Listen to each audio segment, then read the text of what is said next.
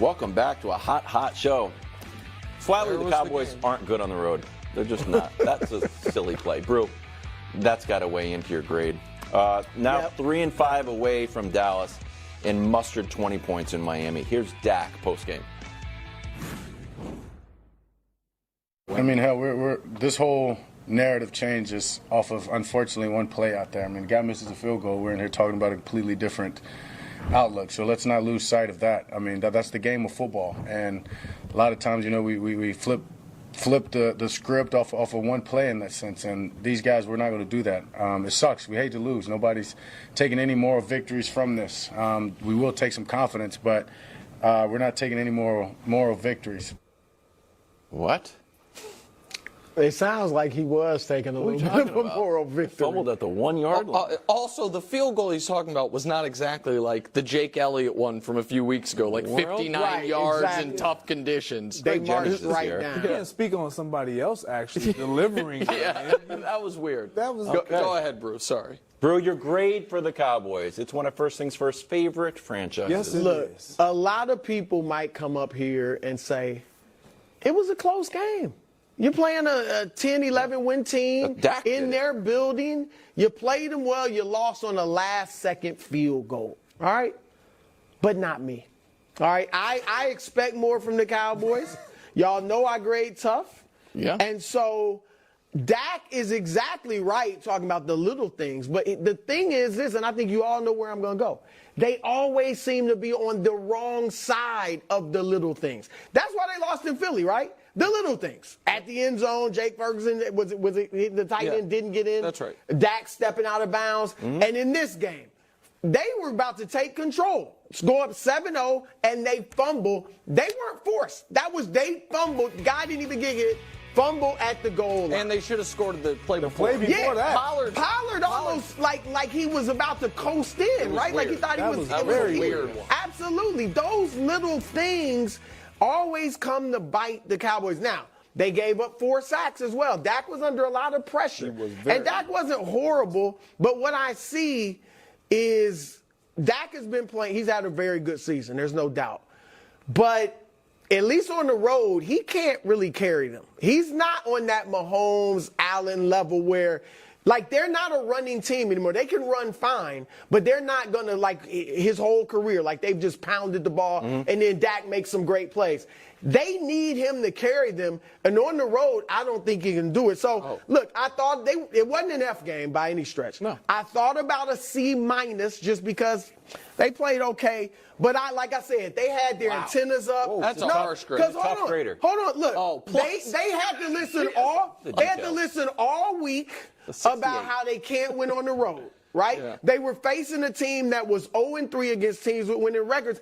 I'm just saying it was a philosophical must-win. Sure. It's like we got to go prove we can beat a good team in their house, and they couldn't do it. So that's why I give them a D+. I wasn't expecting a D. I gave them a C, and I know you're the resident professor. Yeah. But when I look at this game, they had every opportunity to win this game. Yes. Offensively, defensively, I felt like defensively, they didn't apply the pressure that we saw getting applied to them offensively from Miami's defense. Like you mentioned, Dak was under duress the entire game, but I felt like their offense was consistently moving the ball. They just couldn't get the touchdowns that we saw them lacking early in the season.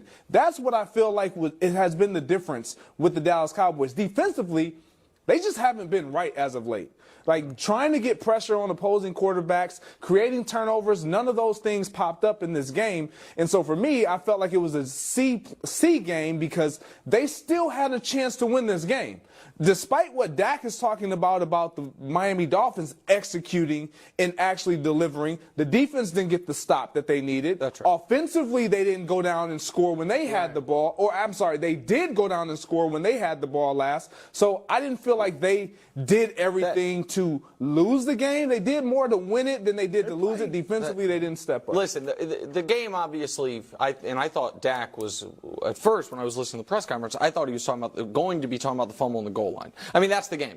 It shouldn't be the game, but when you look, it's getting 0 when you should get 7. How the game played out. How the game played out, that's the game. And the one thing Bruce said that I think is a little unfair is Dak did execute an excellent excellent go-ahead drive in the fourth quarter on the road against a defense that had played great in that game and has really been playing really well since Jalen Ramsey got there. So in that regard, I thought Dak played a good game. I don't put the fumble on him. Maybe I'm supposed to, I'm not sure, but regardless. I want to say one thing about the defense, which is a philosophical mistake that I see teams make, but you would hope Dan Quinn, who might get a head coaching job, would be one who doesn't make it. In that situation, late in the game, when all of a sudden you're up less than a field goal, and the Dolphins cross into even fringe field goal territory, Dan Quinn's defensive philosophy must turn on its head too. The worst thing we can give up is first downs, not touchdowns.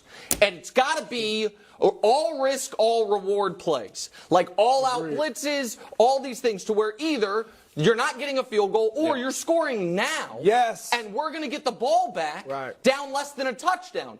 Instead, they did this death by 1,000 cuts, and the worst thing that can happen is what happened. Miami just slowly moves the ball, and they're kicking with time left. The moment they cross midfield, it's got to be zero blitzes and things like that. And that, to me, is the in-the-margin stuff. That is how games are won or lost very often, to where a Tyreek Hill 45-yard touchdown does not kill you. What kills you is a Jason Myers field goal with no time left. Correct. And so that's on Quinn/McCarthy. Quickly, they also went away. Well, I don't know about went away, but they didn't get to CeeDee Lamb in the second and third quarters. Yep. Like, he was great early on, and I'm sure, obviously, Miami made some adjustments. But then they go to him late, and he's great on that drive. But to that point, if you watch that first half, CeeDee Lamb was everywhere he possibly could be as far as formation variation and lining up. They tried. Second half, they didn't do that as much. He was more stationary. You saw him in specific spots. They didn't move him around. He got carries out of the backfield in the first half. Yeah. They were making a conscious effort to give him the ball. I agree with you. They didn't do that in the second half. All right, Dolphins, meanwhile, are 11-4 now, and shook off the narrative that they couldn't beat anyone with a winning record. Tua throws for almost 300. Here's Mike McDaniel after the game. Take a listen. We ain't celebrating yet. You want to talk about some grown men going to war, not letting anything affect them. Capture this. If this doesn't tell you what this season's about, nothing will. This moment when you're asking yourself, when it's dark and dreary, why the do we do this? This is why. Huh. Time to admit Miami is the real deal. Anyone? For me, I have to admit that this team is a lot better than what I thought they were. Okay. Like, offensively, are they the real deal? Yeah, they are the real deal. Okay. I'm going to say they are the real deal. And the reason why I'm going to say the real deal, because of what you were talking about, since Jalen Ramsey, this defense has taken it up a notch. Like, they're applying pressure. They're getting to the quarterback. They're creating turnovers. Like, they're getting key stops when necessary. We didn't see that early in the season. More importantly, we saw them as an offensive team. That is no longer the case. Right. They can win close games where they don't score a lot of points because of their defense. We didn't see that early in the season. No, look, I agree. I got to give them some love. Oh, okay, when I said they were break dancers and pop lockers, it was before Ramsey got back. Oh. Now their defense is good. Like, You're it's good against the pass. It's good against the run. They still can break dance, but they can fight too. They just showed yesterday that they can fight. Wow. So that's a nice combination. That's a great one. I'm going to give them some love. I think they are right. I'm going to put them there, Nick. Now, obviously Baltimore's a favorite, but put them with the Chiefs. With the Chiefs or above the Chiefs? You guys mentioned how impressed you were with the defensive effort. I agree. I was more impressed with their offensive line. I understand Tua gets the ball out super fast, but that offensive line was banged up. They were missing a couple guys. They also had other guys that played that were injured. The fact that Dallas's defensive front got less pressure than Miami's defensive front is a testament to their offensive line. Here's what I'll say for people still reserved, because I think right now the league is so wide open. The most talented team in the league doesn't have a quarterback, and everyone else is question marks except for maybe Baltimore right now. That if you are still holding out on Miami, if they just split their next two, you have to believe in them. They're playing Baltimore next week, where Baltimore can clinch home field advantage. Right. If they win that, and then the next week they're playing Buffalo, with Buffalo's either playoff life or divisional hopes on the line. If they just win one of the next two after beating Dallas, you have to take them seriously. Yeah, I think they've got the best total defense since losing to the Bills. Well, some of that's the quarterbacks they've played prior to this. I'm just telling you. I think the defense is